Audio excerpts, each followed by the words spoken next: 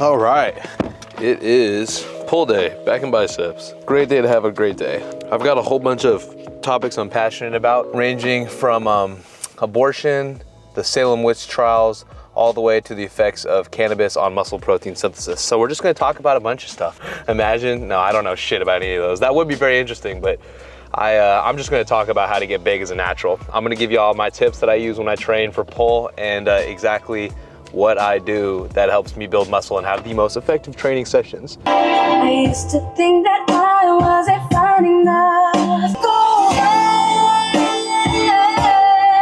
Go watching you.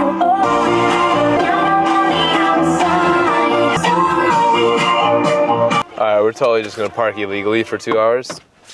Hell yeah. All right, so if you wanna follow how I train and you wanna train optimally to build muscle as a natural, then these are the 4 core tenets that I aim for whenever I'm training. I'm gonna go into all of these today, and let's get right into this lift and talk about the first core tenet. This is what we're gonna be doing right here. Lat pull down, baby. Greatest exercise to build muscle. That's not true, but it is a great exercise to build muscle. All right, so quick overview with this exercise. You wanna do it more as a lat pull down row. This is gonna be a back thickness day. We're not trying to focus our lats so much as we are our mid to upper back. So when you do this, you're not just gonna be coming straight down. Instead, you're gonna be coming down, but rowing more towards your upper chest and collarbone. I hate when there actually isn't like the weight listed out on the machine. Instead, it's just numbers like 1, 2, 3, 4, 5, 6, 7, 8, 9, 10. If you're wondering what weight I'm using for this first working set, I'm using weight number 17. Whatever that means. Tenet number 4. Whoops, that was wrong. Tenet number 1, arguably the most important tenet when it comes to lifting, is gonna be intensity. The reason for this is that I truly believe that if you are an absolute ape in the gym, you have no clue what you're doing, but you still train as hard as you can, you will definitely make at least a little bit of progress. You could do all of the optimal training methods, but if you don't work your ass off, you're not gonna grow, respectfully. Even if you use a really low volume, which seems to be the trend nowadays, you still need to have very intense sets or your muscle's not gonna grow. The reasoning behind this is research studies show that the reps that build the most muscle are the 5 reps leading up to failure. So what does this mean? So let's say you do a set to 12 reps. Those first 7 reps aren't really giving you that much adequate stimulus, but the reps 8, 9, 10, 11, and 12 are gonna be the ones that are crucial for you to grow. That's why I prefer to use a lower rep range for most of my exercises nowadays. That way I can focus on overall quality of each individual rep instead of having to do higher repetitions, and instead of properly taking my target muscles to failure, being heavily limited due to the durability of my cardiovascular system instead. The great thing about progressing through your experience level in the gym is that you're always going to be able to add on more intensity. So if you're a beginner, you want to focus on just pushing yourself as close to failure as possible. If you're an intermediate level lifter, you're hopefully taking your body closer to failure. And if you're an advanced level lifter, you're using past failure techniques and pulling for as long as you can on those failure reps, and hopefully getting a couple partials as well. So you'll see with the intensity on these is that I pull for as long as I can on that failure rep. Even though I'm not gonna be able to get the full range of motion, I'm still getting a lot of extra stimulus just by pulling for as long as I can, prolonging that time spent in that failure rep to grow. Sorry, I'm a little out of breath. I need to do more cardio in this pull. Gotta up the intensity. We drop set in.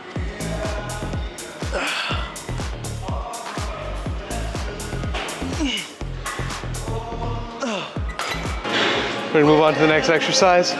Already got a good little pump going. Bulk, still kind of chubby.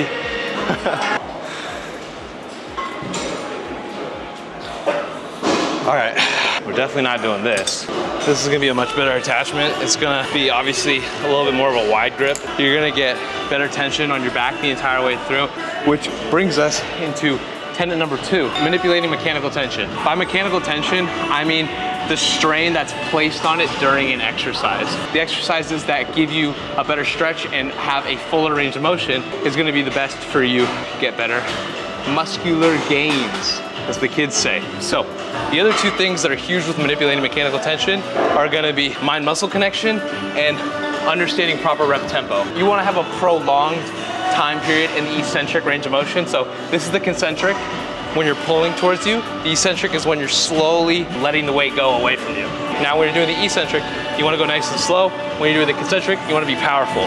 One other thing that really factors into manipulating mechanical tension is being able to properly execute time under tension So like how I talked about having that slow eccentric, fast concentric, it's pretty important not to speed up reps as you get closer and closer towards failure, because remember, you want to hit failure. Now, if you already go to failure and then you speed up your rep tempo a little bit just to get an additional rep or two, that's totally fine, as you're about to see right here.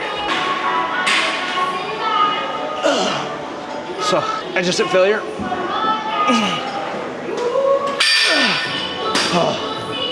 I sped up the rep tempo just a little bit, using a little bit of momentum just to get a few additional reps that I wouldn't have been able to get if I didn't do that. The third aspect is gonna be having a furthered mind-muscle connection. What I mean by mind-muscle connection is understanding how to feel the emphasis placed on your targeted muscle. If I told a beginner level lifter to just come and perform this exercise, they would come over here and then they would just do their rows. The problem is, the majority of that movement, they're probably not even gonna be targeting the right muscles on their back, because they're not gonna be able to actually feel the sensation of the tension being dispersed throughout the targeted muscles. Instead, they're just gonna evenly distribute the tension through different muscle groups. So they'll use their back, they'll use their lats, they'll use their arms, they'll use their forearms, then they'll, return the weight, and then they'll do it again. Instead, if you understand proper manipulating mechanical tension, you're gonna be able to keep that tension on that targeted muscle the entire time. The entire way through this, I'm just feeling the stretch placed on my back. There's a bunch of different tips that'll help you develop your mind-muscle connection more, but the best thing for you is honestly just gonna be repetition. So the more you're in the gym, the more you're practicing the certain exercises is gonna be the things that help you develop your mind-muscle connection the most. Also, don't worry, I'm gonna put the full exercises with sets and rep counts at the end. Anyways, let's move on to the next tenet. I think the best part about being mic'd up is knowing that I'm finally not gonna have to get bothered by girls constantly come up to me at the gym, asking for my number and shit. It's just refreshing. Just kidding, I get no play.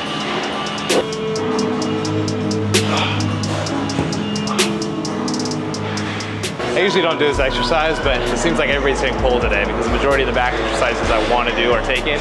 This is a great alternative. It's just free weights aren't the best technically for manipulating mechanical tension, but you know what they are good for is progressive overloading, which is the third tenet. The whole thing with progressive overloading, if you don't know what that is, it's basically a way to measure if you are making progress in the gym, hence the word progressive. The thing that's hard to measure on a bulk is how much muscle you're gaining. And without certain in-body scanners to actually show you how much muscle mass you have, this is the best way to make sure you're on a good program to progress. Progressive overloading is basically working through different rep ranges to slowly increase the amount of weight you can do at certain rep ranges. If my rep range is 8 to 10 reps for this week and my working set weight is 185, then next week what I'll do is I'll work in the 6 to 8 rep range. And whatever I get for 6 reps, hopefully it'll be around 205. And then eventually I'll get down to the 5 to 6 rep range. And whatever I get for 5 reps, hopefully it'll be like 215. And then when I eventually go back to that 8 to 10 rep range, hopefully using this weight, I can either get a little bit more reps. So instead of getting 8 with 185, I would this time get 9.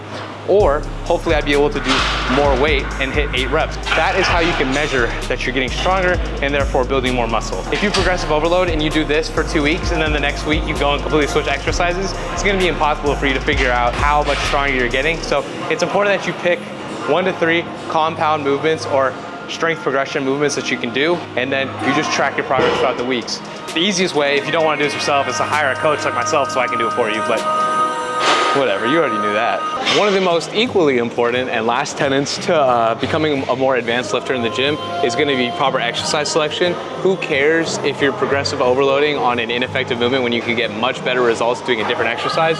So there's 2 things that really go into exercise selection, or proper exercise selection at that, which is just going to be the number 1, choosing the best exercises that are gonna promote the most muscle stimulus. And then number 2 is gonna be the order that you perform those exercises in. You wanna choose exercises that are basically gonna help you perform the first 3 tenets the best. So the ones that are gonna help you get the most muscle stimulus are the ones that you can achieve the highest level of intensity on, the ones that you can manipulate mechanical tension the best, the ones that you could properly progressively overload through the easiest. These are gonna be the most important ones that are gonna go into proper exercise selection. So first of all, necessarily doing a free weight as opposed to a machine or a cable or different sorts of mechanisms or movements that give you different tension displacements on your body. One necessarily isn't always better than the other, but if I did have to put a general rule on it, I would say that for the majority of it, cables and machines are gonna be the best thing when it comes to achieving the most muscle stimulus. Like when I was doing a barbell bent over row, it kind of displaces the tension throughout my back and a little bit onto my arms, my forearms, my core. So I'm not perfectly targeting my target muscles, which is what I wanted for my back, or my mid to upper back. A much better exercise in this instance would have been like a bent over T-bar or a chest supported T-bar row.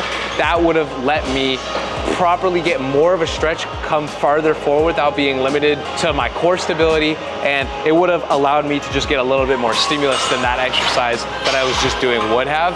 To answer the second part of this, which is the order of exercises you perform, I would usually start off with the exercises that you were going to focus on progressive overloading and doing heavier compound movements first. Smaller muscle groups or isolation exercises are the things that you can kind of save for the middle to end of the workout. They're also still very, very important, but they're not going to be the main movements you're focusing on building muscle through. All right, those are the core 4 tenets. I hope you learned something. I hope those helped you out a lot. We're just going to finish up this pull day moving forward, and then we'll call it a wrap. Make sure you're practicing those 4 tenets. So, going nice and slow on the eccentric, fast on the concentric. The eccentric is really crucial right here, so take these super slow, pause, back up. And then, as always, go to failure. Oh my gosh. Highly recommend preacher curls, they're fantastic. All right, final exercise here.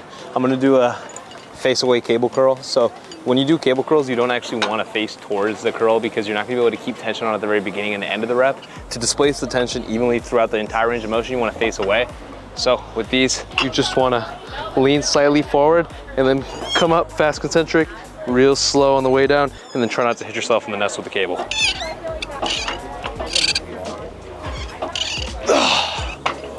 Whew. All right, I hope y'all enjoyed that. Great workout, honestly, probably like 7.5 out of 10 because I was doing so much yapping that the pump wasn't there exactly, and there wasn't any good lighting, so I couldn't really do a pose down, but I did do my hot girl walk. That's why I'm so sweaty and out of shape. I really hope y'all enjoyed this. I'm gonna list everything on the screen, so if you wanna follow that exact workout for a back thickness and biceps pump, then you could just go ahead and do that. Oh, let me just run over these 2 people really quickly. If y'all have more questions, leave them down in the comment section below. I genuinely read every single comment and I try to get back to you, or either just like the comment if it's something that's positive. If it's something that's negative, try to make me laugh, be as mean as possible.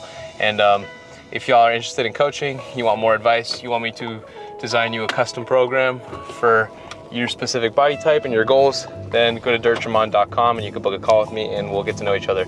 But other than that, I hope y'all have a great day. And yeah, I still don't know what to do for outro, so I'm just gonna say peace.